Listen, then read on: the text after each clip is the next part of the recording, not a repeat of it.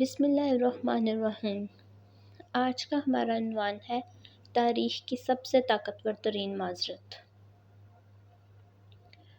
جب حضرت ابوذر رضی اللہ عنہ نے بلال رضی اللہ عنہ کو کہا، اے کالی کلوٹی ماں کے بیٹے، اب تو بھی میری غلطیاں نکالے گا؟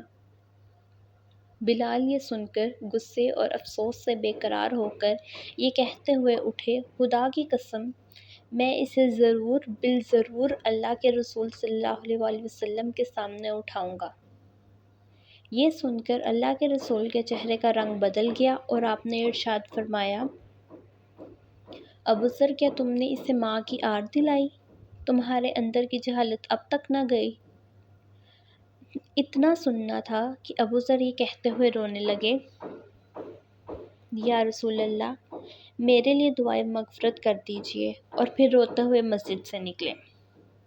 باہر آ کر اپنا رخسار مٹی پر رکھ دیا اور بلال سے مخاطب ہو کر کہنے لگے، بلال، جب تک تم میرے رخسار کو اپنے پاؤں سے نہ رون دو گے، میں اسے مٹی سے نہ اٹھاؤں گا۔ یقیناً تم معزز و محترم ہو اور میں ذلیل و خوار۔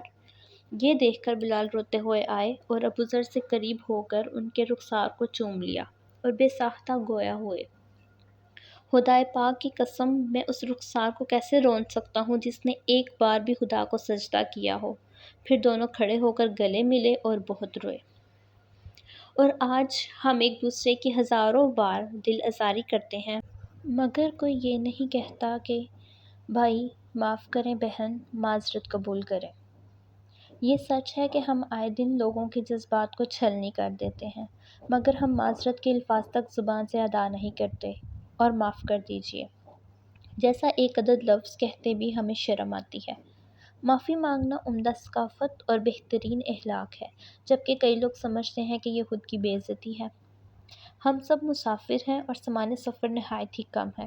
ہم سب دنیا و آخرت میں اللہ سے معافی اور درگزر کا سوال کرتے ہیں۔